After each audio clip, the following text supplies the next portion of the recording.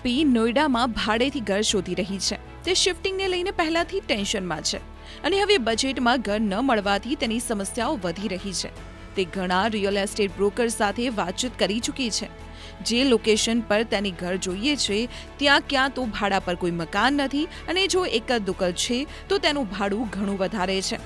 હવે તેની ખબર નથી પડતી કે ભાડા પર કેટલા પૈસા ખર્ચ કરવા જોઈએ અને જો વધારે પડતો ખર્ચ કર્યો તો શું થશે. આ એકલી શિલ્પીની સમસ્યા નથી, પરંતુ તેના જેવા લાખો અને કરોડો લોકોની સમસ્યા છે, જેઓ પોતાનું ઘર છોડીને પૈસા કમાવા માટે અન્ય શહેરોમાં આવે છે. છેલ્લા 1.5 વર્ષમાં રેન્ટનો ગ્રાફ ઝડપથી વધ્યો છે. તેજીનું આ કારણ મોટા શહેરો પૂરતું સીમિત નથી, પરંતુ વધતા ઓછા અંશે આખા દેશમાં દરેક જગ્યાએ ભાડું વધ્યું છે. ભાડા પર વધારે પડતો ખર્ચ ઘણી રીતે નુકસાનકારક છે. તેનાથી બચવા માટે એ જાણવું જરૂરી છે કે પગારનો કેટલો હિસ્સો ભાડા પર ખર્ચી શકાય છે. પરંતુ તે પહેલા એ જાણી લઈએ કે ઘરનું ભાડું કેટલું વધ્યું છે. પ્રોપર્ટી કન્સલ્ટન્ટ એનારોકનો તાજેતરનો રિપોર્ટ દર્શાવે છે કે 2023ના 9 મહિના એટલે કે જાન્યુઆરીથી સપ્ટેમ્બર દરમિયાન દેશના 7 મોટા શહેરોમાં ઘરના ભાડામાં 30% વધારો થયો છે. ભાડામાં સૌથી મોટો ઉછાળો બેંગાલુરુ, હૈદરાબાદ અને પુણેમાં જોવા મળ્યો છે. આઈટી હબ બેંગાલુરુના વ્હાઇટફિલ્ડ વિસ્તારમાં ભાડામાં સૌથી વધુ 31% વધારો થયો છે. વર્ષ 2022ના અંતમાં જે 2 BHK ઘરનું ભાડું ₹22,500 હતું, સપ્ટેમ્બર 2023માં તે વધીને ₹29,400 પ્રતિ માસ પર પહોંચી ગયું છે. 9 મહિનામાં ભાડું ₹6,900 વધી ગયું છે. આ જ રીતે એનસીઆરમાં સોહના રોડ પર 2 BHK ફ્લેટનું ભાડું 2022ના અંતે ₹28,500 હતું, જે સપ્ટેમ્બર 2023 સુધીમાં 11% વધીને ₹31,500 થઈ ગયું. નોઈડા સેક્ટર 150માં ફ્લેટનું ભાડું 13% વધીને 19,000થી ₹21,500, જ્યારે દ્વારકામાં ભાડું 14% વધીને ₹22,000થી ₹25,000 પ્રતિ માસ પહોંચી ગયું. કોવિડ પછી ઓફિસો ખુલવા, પ્રોપર્ટીના ભાવમાં વધારો, ઘરોની માંગ અને પુરવઠામાં મિસમેચ હોવાને કારણે ભાડામાં વધારો નોંધાઈ રહ્યો છે. ઉપરાંત કોવિડ દરમિયાન મકાન માલિકો ભાડું ન વધારી શક્યા, પરંતુ સ્થિતિ સુધરતા જ તેમણે અચાનક ભાડું વધારવાનું શરૂ કરી દીધું, જેના કારણે શિલ્પી જેવા ભાડેથી ઘર શોધી રહેલા લોકોને વધુ પૈસા ચૂકવવા પડી રહ્યા છે. આવી સ્થિતિમાં તમારે એ જાણવું મહત્વનું છે કે તમે જેટલી કમાણી કરી રહ્યા છો તેમાંથી કેટલા પૈસા મકાનના ભાડા માટે અલગ રાખવા જોઈએ. आनो जवाब जानिए एक्सपर्ट पास से थी. प्रॉपर्टी खरीदने और बेचने के तो कई तरीके के फॉर्मूलाज हैं जो इन्वेस्टर यूज करते हैं, बट रेंटल पे अभी तक ऐसा कोई फिक्स्ड फॉर्मूला नहीं है. बेसिकली क्योंकि क्या है कि ये एक बड़ा ही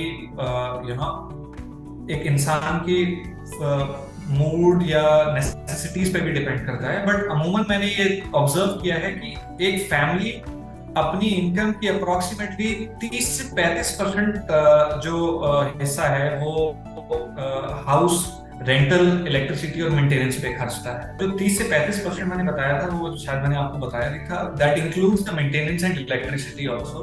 सो अप्रोक्सीमेटली जो रेंटल का शेयर आता है वो अप्रोक्सीमेटली 22 से 27% के आसपास आता है. હવે આ ગણિતને કેલ્ક્યુલેશનથી સમજીએ. જો શિલ્પીનો માસિક પગાર ₹60,000 છે તો તેનું ભાડું પગારના 30% એટલે કે ₹18,000થી વધુ ન હોવું જોઈએ. આમાં ઘરનું ભાડું, મેન્ટેનન્સ અને વીજળી પાણીનું બિલ પણ સામેલ છે. આ લેવલથી વધુ ભાડું ચૂકવવાનો અર્થ છે કે તમે તમારા બીજા જરૂરી ખર્ચાઓમાં કાપ મૂકી રહ્યા છો. એવું પણ બની શકે છે કે તમારા ફાઇનાન્શિયલ ગોલ્સ કોમ્પ્રોમાઇઝ થઈ રહ્યા હોય. આવું એટલા માટે છે કારણ કે તમારા પગારનો મોટો ભાગ ભાડામાં જઈ રહ્યો છે અને તમે ઘર ખરીદવા, બાળકોના અભ્યાસ અને રિટાયરમેન્ટ જેવા નાણાકીય લક્ષ્યોને પૂરા કરવા માટે પૂરતું રોકાણ નથી કરી શકતા. આના પરથી સમજી શકાય છે કે વધારે રેન્ટ તમારા ભવિષ્યના આયોજનને બગાડી શકે છે. સારું એ છે કે તમે ભાડાને 30%ની અંદર જ રાખો. ભાડાનું મકાન ફાઇનલ કરતા પહેલા તમે એ નક્કી કરો કે તમે કયા લોકેશન પર રહેવા માંગો છો, ત્યાં સિક્યુરિટી કેવી છે અને તમારી ઓફિસથી ઘરનું અંતર કેટલું છે. ધારો કે તમને તમારા બજેટમાં સારી જગ્યાએ યોગ્ય મકાન મળે છે, પરંતુ તમારી ઓફિસ અહીંથી દૂર છે, તો આ પ્રકારનું ઘર મોંઘું પડશે, કારણ કે આવવા જવાનો ખર્ચ વધી જશે અને સમયનો વ્યય થશે તે અલગ. આવી સ્થિતિમાં જો તમને ઓફિસથી નજીક થોડું મોંઘું અથવા નાનું ઘર મળે તો પણ તે વધુ સારો વિકલ્પ છે. નોકરિયાત લોકોની સેલેરીમાં એક હિસ્સો HRA એટલે કે હાઉસ રેન્ટ અલાઉન્સનો હોય છે. જો તમે ભાડાના મકાનમાં રહેતા હો અને કંપની પાસેથી HRA મેળવો છો તો અમુક શરતો સાથે ભાડા પર કર મુક્તિ મેળવી શકો છો. છૂટની ગણતરી 3 ચીજો પર આધાર રાખે છે. પહેલી, HRA તરીકે પ્રાપ્ત થયેલી રકમ. બીજી, મેટ્રો સિટીમાં રહેતા હો તો બેઝિક સેલેરીના 50% અથવા નોન મેટ્રો સિટીમાં રહેતા હો તો બેઝિક સેલેરીના 40%. અને ત્રીજી, વાર્ષિક ભાડામાંથી બેઝિક સેલેરીના 10% ઘટાડ્યા બાદ મળતી રકમ. 3માંથી જે રકમ ઓછી હોય તેના પર ટેક્સ છૂટ મળે છે. આવી સ્થિતિમાં HRAની ગણતરી કરીને તમારા રેન્ટને તેની જ આસપાસ રાખો, જેથી ટેક્સ છૂટનો મહત્તમ લાભ મેળવી શકો. શિલ્પીની જેમ જો તમે પણ ભાડાનું ઘર શોધી રહ્યા છો તો 30%ની ફોર્મ્યુલા યાદ રાખો.